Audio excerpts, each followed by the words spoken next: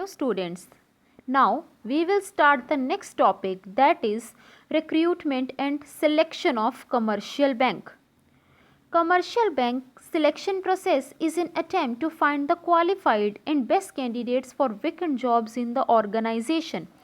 Student commercial bank selection process का यहाँ ये मतलब है कि आप अपनी ऑर्गेनाइजेशन के लिए क्वालिफाइड एंड बेस्ट कैंडिडेट्स को सिलेक्ट करोगे ताकि जितनी भी ऑर्गेनाइजेशन में वेकेंट जॉब्स हैं उन्हें फुलफिल किया जा सके.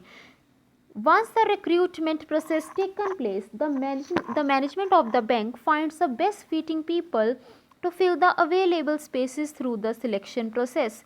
एक बार recruitment process हो गई, उसके बाद आप selection process को conduct करोगे. तो आप सब जानते हैं कि जो recruitment है is the positive process और जो selection है is the negative process.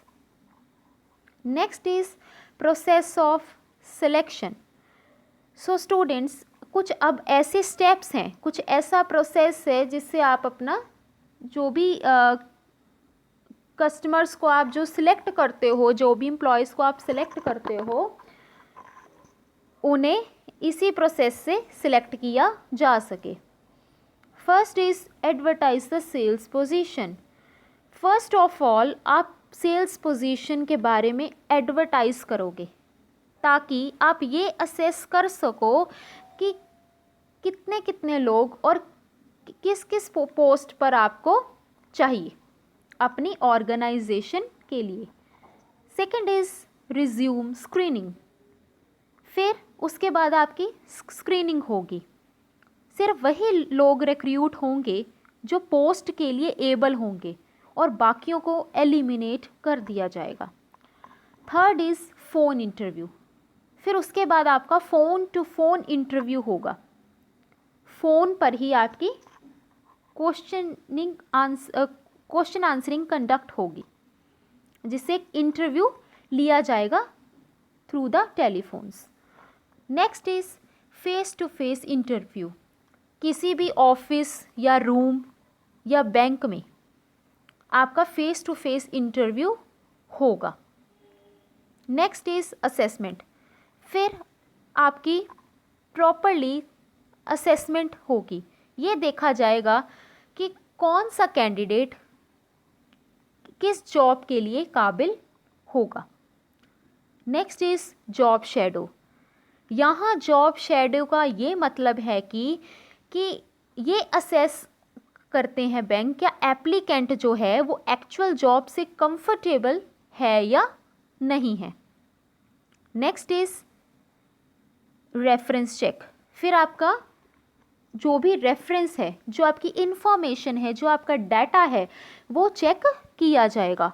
And last is job offer. फिर लास्ट में एम्प्लॉय को जॉब ऑफ़र कर दी जाएगी. तो ये प्रोसेस है सिलेक्शन का.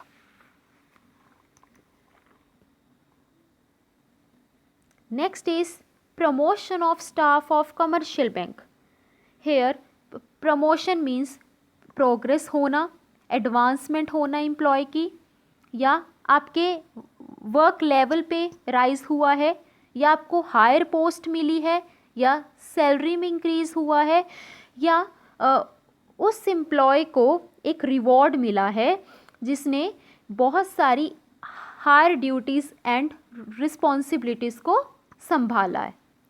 तो जो प्रमोशन है वो 3 बेसिस पे होती है. First is seniority, second is merit, third is seniority cum merit.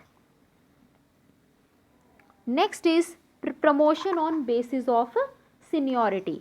अब जब कोई भी एम्प्लॉय सीनियरिटी के बेसिस पे प्रमोट होता है तो उसके लिए अब कुछ मेरिट्स और डीमेरिट्स स्पेसिफाइड हैं. In merits first is simple and easy. इसके अंडर किसी भी एम्प्लॉय को प्रमोट करना बहुत सिंपल और इजी माना जाता है. Second is impartial. इसमें आपको किसी भी तरह की पार्शियलिटी को फेस नहीं करना पड़ता। अगर ये रूल बना दिया गया है कि सीनियरिटी के बेसिस पे ही प्रमोशन होगी, तो जो सबसे सीनियर पर्सन होगा उसे ही प्रमोट किया जाएगा। Third is security. इसमें आपकी जो आपको पूरी तरह से एक जॉब सिक्योरिटी मिलती है। Next is reduces labour turnover. इसमें जो आपका लेबर टर्नओवर है वो रिड्यूस होता है। Next is confidence of employees, और इस प्रोसेस में एम्प्लॉयज़ का कॉन्फिडेंस लेवल भी इंक्रीज होता है। Now next shift to demerits. First is frustrate capable and ambitious employees. जो एम्प्लॉयज़ कैपेबल और एम्बिशियस है उन्हें इस प्रोसेस से फ्रस्ट्रेशन का सामना करना पड़ता है, क्योंकि वो ये समझते हैं कि हम लोग एम्बिशियस और कैपेबल हैं, और जो भी लोग प्रमोट हो रहे हैं वो सीनियर के बेसिस पे हो रहे हैं, तो इसलिए वो लोग बहुत ज़्यादा फ्रस्ट्रेट हो जाते हैं। Next is increased in labour turnover. तो इसी वजह से जो अनसेटिस्फाइड लोग हैं वो कंपनी छोड़कर जाना शुरू कर देते हैं। Next is no incentive to new employees, और न्यू एम्प्लॉयज़ को इसमें कोई भी इंसेंटिव नहीं मिलता। Next is difficulty to attract new employees. तो इसलिए आप न्यू एम्प्लॉयज़ को अट्रैक्ट करना भी डिफ़िकल्ट साबित हो जाता है किसी भी कंपनी या ऑर्गेनाइजेशन के लिए। Next is promotion on basis of merit. अब जब आपकी प्रमोशन होती है मेरिट के बेसिस पे, अब उसके क्या मेरिट्स और डीमेरिट्स हैं। First merit is promotes efficiency. इसमें आपकी एफिशिएंसी को प्रमोट किया जाता है ताकि जो एक एफिशिएंट पीपल है या कोई एफिशिएंट पर्सन है उसे प्रमोट किया जा सके। Second is development of employees. इसमें एम्प्लॉयज़ की डेवलपमेंट भी होती है। Third is attract capable employees. इसमें जो कैपेबल एम्प्लॉयज़ होते हैं वो भी अट्रैक्ट होते हैं। Now next shift to demerits. First is subjective assessment. इसमें किसी भी एम्प्लॉय के बारे में अगर आप कुछ असेस करो तो वो एक सब्जेक्टिव बेसिस पे होती है। Second is opposition to trade unions. तो जो भी ट्रेड यूनियंस हैं तो उनको भी ये महसूस होता है कि कुछ लोगों को सिर्फ मेरिट के बेसिस पे ही प्रमोशन मिल रही है, तो इसलिए वो लोग अग्रेसिव होना शुरू हो जाते हैं। Next is biasness and favouritism. इसमें कुछ एम्प्लॉयज़ को ये भी फील होता है कि उनके साथ एक बायसनेस की जा रही है और एक फेवरेटिज्म की भी भावना उनके अंदर आ रही है। Fourth is discontentment among senior employees. कोई भी जो आपके सीनियर एम्प्लॉयज़ हैं वो बिल्कुल भी इसके बेसिस पे अपनी कंसेंट बिल्कुल नहीं देते हैं।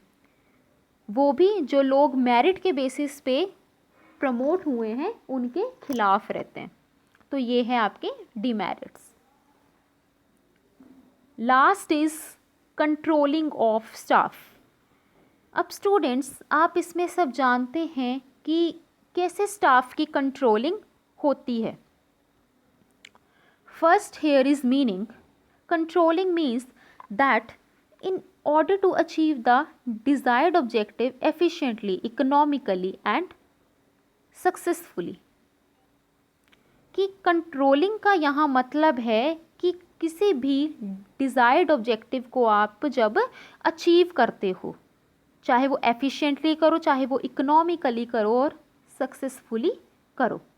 The real progress of the work should be assessed from time to time so that the actual progress of work is in accordance with the expected progress। तो जो भी आपकी वर्क की रियल प्रोग्रेस है उसे असेस किया जाता है टाइम टू टाइम, ताकि जो आप ये असेस किया जा सके कि जो आपकी एक्चुअल प्रोग्रेस है वर्क की, क्या वो एक्सपेक्टेड प्रोग्रेस के अकॉर्डिंग हो भी रही है या नहीं हो रही. Under controlling, deviations are sought to be noticed in actual work performance and standard already determined. तो जब आप असेस करते हो अपनी एक्चुअल प्रोग्रेस और एक्सपेक्टेड प्रोग्रेस को, तो अगर आपको कुछ डेविएशंस मिले तो आप उन्हें उनकी पूरी कोशिश करोगे कि जो भी डेविएशंस अराइज हुए हैं उन्हें सॉर्ट आउट किया जा सके और एक प्रॉपर एक्शन लिए जा सके कि मिस्टेक्स जो हैं फ्यूचर में रिपीट ना हो. तो यही एम रहता है आपका कंट्रोलिंग का, कि जो भी डेविएशंस है आप उन्हें रिमूव करो. Next is process of controlling. Hair first point under process is setting performance standard. First step controlling का यही है कि आप परफॉर्मेंस स्टैंडर्ड को सेट करोगे कि आप क्या अपनी परफॉर्मेंस को परफॉर्म करना चाह रहे हैं. Next is measurement of actual performance. Second is measurement of actual performance. Here measurement जो है मैनेजर को ये बताती है कि जो भी काम है वो प्लान्स के मुताबिक हो रहा है या नहीं हो रहा, तो उस चीज़ को असेस किया जाता है. Third is comparison of actual performance with the standards. आप एक्चुअल परफॉर्मेंस को स्टैंडर्ड्स के साथ मेजर करोगे और अपनी डेविएशंस को फाइंड आउट करोगे. अगर तो पॉजिटिव डेविएशंस हैं, मीन्स अगर किसी भी तरह की कोई डेविएशन नहीं है, तो फिर तो आप आगे अपने वर्क को कंटिन्यू कर सकते हो, कोई प्रॉब्लम अराइज नहीं होगी. और अगर नेगेटिव है तो आप कॉजेज़ देखकर आप डेविएशंस को नोटिस करोगे कि अगर ये डेविएशंस आई हैं तो इसके पीछे क्या कारण हो सकते हैं, फिर उन्हें सॉर्ट आउट करने की कोशिश करोगे. Last is taking corrective action. फिर आप उन्हें सॉर्ट आउट करके एक प्रॉपर एक्शन लोगे कि जो मिस्टेक्स हैं वो फ्यूचर में अराइज ना हो. So these are the topics. Thank you.